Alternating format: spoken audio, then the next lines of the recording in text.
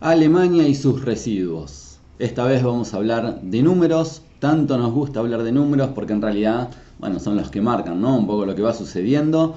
Y cuando hablamos de números quiere decir que alguien estuvo midiendo, alguien estuvo haciendo un seguimiento y por supuesto puede hablar con datos, que es lo más importante. En el video anterior hablamos sobre los principios, sobre los criterios que tenía Alemania para el tratamiento de sus residuos, en realidad para la gestión de sus residuos. Y en esta oportunidad vamos a hablar de números concretos. Así que quédate en este video que hay muchísimo para charlar y por supuesto al final de todo, ¿cuál es la clave, no? ¿Por qué todo esto funciona en Alemania? Bueno, claramente está al final del video porque, como digo, los números en este sentido también nos van a indicar el porqué. Si es la primera vez que estás en este canal de YouTube, mi nombre es Guillermo Hernández. Me gusta muchísimo la gestión municipal, la gestión pública, por supuesto la parte ambiental. Soy licenciado en gestión ambiental, en higiene y seguridad. Y me gusta esta relación entre municipios, profesionales, poder mejorar, que los municipios también lleven una mejor gestión día a día. Me parece que es importante porque creo que desde ahí es donde más se pueden hacer cosas, ¿no? Cuando el municipio está bien, creo que las ciudades suelen mejorar y mucho. Bueno, vamos a hablar, como decía, de números. Lo primero es, bueno, entre el 1 y el 2% de los residuos van a vertederos en Alemania, pero creo que lo primero que tenemos que decir es que cuando hablamos de vertederos estamos hablando de esto, ¿no? Estamos hablando de rellenos sanitarios, estamos hablando de lugares controlados, no hablamos de vertederos, de basurales a cielo abierto y demás, como solemos hablar en Argentina, en América Latina. Creo que estas prácticas, por supuesto que están absolutamente prohibidas en Alemania, pero además de eso, Europa está tendiendo, por supuesto, a tener cada vez menos vertederos, aunque sean vertederos controlados. ¿Y por qué es esto? Porque, bueno, claramente es una locura pensar, por un lado, en ocupar espacio para disponer residuos. La verdad, uno se lo pone a analizar y decís, no puede ser, hay algo ahí que debería cambiar. Pero también, por otro lado, porque hay muchos problemas también con los vertederos no solo cuando están en funcionamiento, sino también después de su cierre, porque hay que controlarlos, porque muchas veces se sabe que empiezan a contaminar después, porque tampoco todo está controlado con el tema de los rellenos sanitarios. Entonces hay otras tecnologías más modernas, hay que discutir sobre esto, como digo siempre, empezar a discutir en América Latina de la incineración de residuos. Hay que llamarla de otra manera para que la gente no sienta que se están quemando basura. Llamémoslo como quieran, llamémoslo, no sé, no incineración, combustión, llamémoslo como quieran, pero la verdad es que hay que empezar a hablar de la incineración de residuos. Pero vamos a hablar de los números de Alemania hoy. Estos son los números finales. La verdad que es bastante asombroso que el resultado final sea 1 o 2% de los residuos a disposición final. Vamos a hablar un poco de la generación.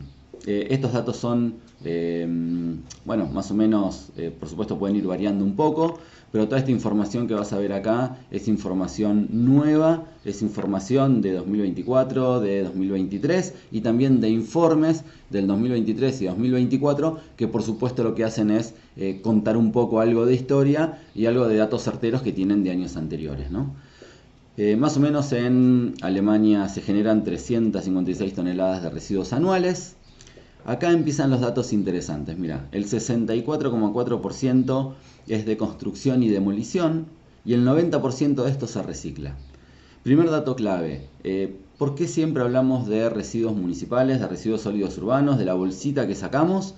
Cuando en realidad, por ejemplo en Alemania, casi el 65% corresponde a residuos de construcción y demolición. Por lo tanto hay que poner un foco acá en este tipo de residuos y este tipo de residuos tienen que ser tratados, tienen que ser devueltos al sistema, porque la verdad que además tienen un potencial enorme para esto. De hecho, en este caso el 90% se recicla. Por otro lado, 13,3% se vinculan a la producción y a los comercios. el 70% de esto se recicla. También es bastante, acá nos cuesta muchísimo todas esas campañas de recuperación de residuos a partir de los comercios. ¿Por qué? Porque hay que cobrarles, no hay que cobrarles, se puede cobrarles, no se puede cobrarles. Bueno, tenemos un montón de dilemas ahí vinculados al sector comercial y al sector productivo que hay que solucionar, porque claramente tienen otra fracción u otro porcentaje importante en cuanto a cantidad de residuos. 13,3% no es menor, porque al final nos vamos a dar cuenta que es casi el mismo porcentaje que tienen los residuos llamados municipales o residuo sólido urbano de cada uno de los hogares. Entonces, es tan importante esto como el residuo sólido urbano. Es tan importante el residuo de la producción, de las industrias, de los comercios, como el residuo sólido urbano. En este caso, el residuo sólido urbano, 14,3% del total, y se recicla entre el 65 y el 70%. Es un montón, es una locura. En Alemania tienen los porcentajes más grandes de toda Europa vinculados al reciclaje de residuos a partir del residuo municipal, de los residuos sólidos urbanos. Es un montón. Y el resto, el 8%, los recursos minerales, que se recupera el 90%. Esto también tiene un potencial enorme para poder ser recuperado, pero me parece que no lo tenemos en el radar. Y acá el problema es cuando hablamos de residuos sólidos urbanos, cuando hablamos de gestión de residuos, y hablamos solamente de una fracción del residuo municipal. Entonces, en realidad lo que estamos haciendo es hablar del 14,3% de los residuos. Ya nos estamos perdiendo una parte enorme, y acá creo que empiezan a estar las grandes diferencias, ¿no? Cuando hablamos de temas, ¿qué hablamos cuando hablamos de este tema? ¿Qué hablamos cuando hablamos de gestión de residuos? Nosotros hablamos solo del 14,3% y además somos muy malos en ese 14,3%. Bueno, vamos a hablar un poco más de números. Composición de los residuos domésticos en Alemania.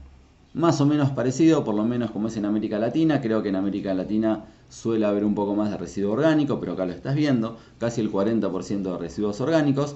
Y el resto se divide, un poco en todo el resto de las fracciones, obviamente vidrio, metales, plástico, residuos textiles. Ellos miden bastante, tienen bastante separados por industria un montón de tipos de residuos, porque después, como te voy a mostrar en alguna otra diapositiva, lo que hacen es enfocar en algunas industrias que saben que pueden recuperar para exigirles, para ponerse objetivos y por supuesto para lograr después resultados.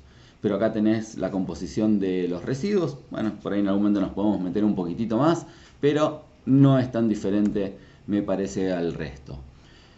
Mirá qué interesante. En el 2020, vienen haciendo, por supuesto, todas estas mediciones a lo largo del tiempo. Y una de las cosas que empezaron a hacer es decir, qué cantidad, qué porcentaje de residuos se pueden recuperar de los residuos que generan los alemanes. Entonces, en 1990, mirá cómo era. 34, esto está medido en millones de toneladas, ¿no? Entonces, en 1990 era 34 y 5, es decir, los residuos residuales, aquellos que no se pueden recuperar, que no se pueden reciclar, 34 toneladas contra 5. En el 2000, ya había 18 no recuperables contra 25 que sí se podían recuperar. Ya que había un cambio total porque ya gran parte de los residuos se podían recuperar. Y en el 2020, cambió totalmente, 31 contra 15. La cantidad de residuos también fue cambiando un poco, ¿no? Fue aumentando como en todas partes del mundo. Sobre todo entre el 90 y el 2020 tenemos una cantidad significativamente mayor. No tanto entre el 2020 entre el 2000 y el 2020, pero fíjense cómo cambiaron los residuos que se pueden recuperar. Ese dato es un dato interesante, porque hay nuevos mercados, porque también tenemos que entender que el hecho de que un residuo se pueda recuperar o no tiene que ver con que existe un mercado que lo pueda hacer. Si no, nada de esto puede funcionar. Residuos de la construcción y demolición en el 2020. Acá tenés una cantidad de millones también en cuanto a residuos, pero de millones de toneladas.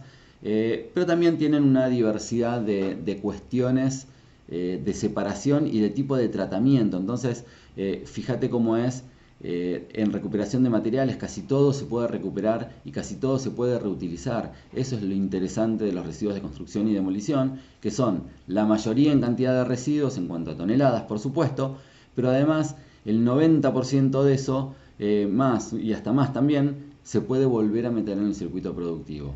Después la otra parte tiene que ver con recuperación de energía y con incineración y tratamiento, ¿no? Y una partecita también va a vertedero. Pero es interesante esta parte y darle bolilla a una parte en la cual se puede recuperar y mucho. Bueno, esto puntualmente tiene que ver con los residuos de papel gráfico, y esto es lo que te decía, que se meten muchísimo en algún tipo de industrias que saben donde pueden tener resultados.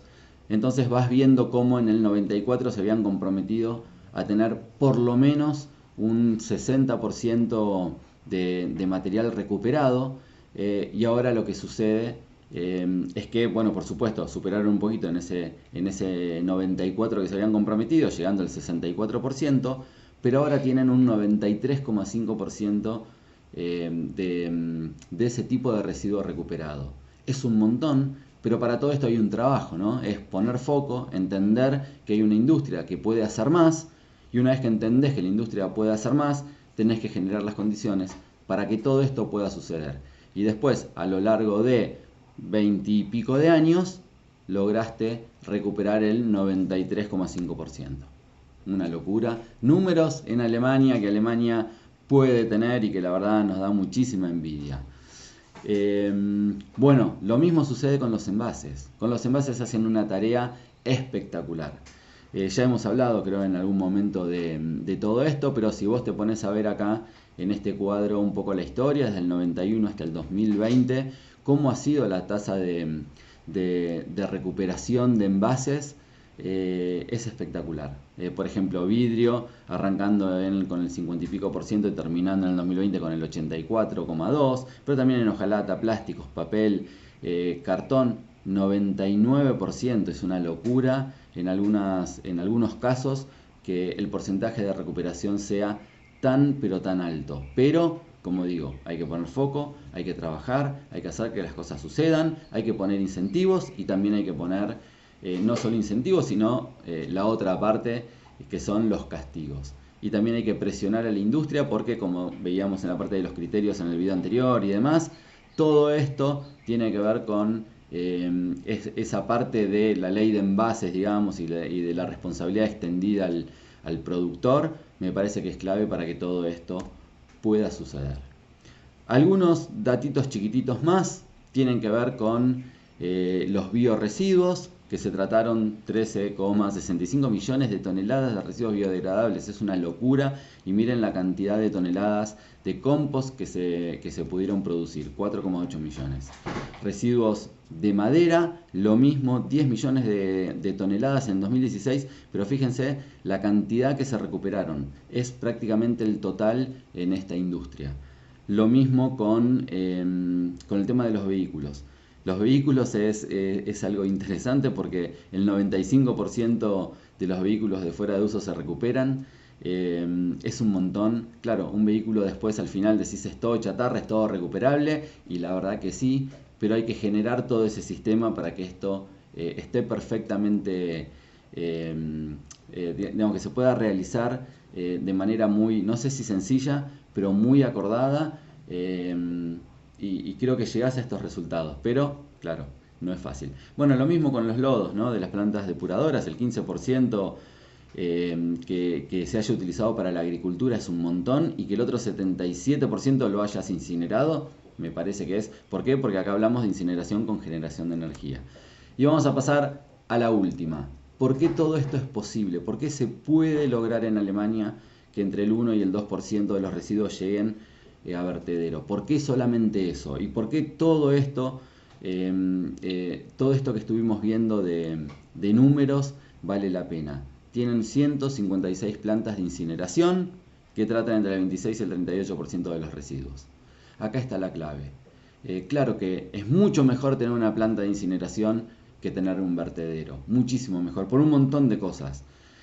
Siempre está la discusión esta de los efluentes, de las emisiones gaseosas y demás, pero la verdad es que se realiza esta incineración de residuos con generación de energía.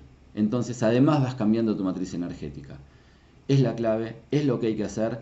El mundo desarrollado va por acá y nosotros vamos totalmente por otro lado, como siempre. Y después cada tanto le decimos, no, es una locura la incineración porque la contaminación. Sí, la contaminación, yo no creo que Alemania, que Suiza, que Japón y demás, que están tan metidos con todo este tipo de tratamiento para residuos, se quieran contaminar.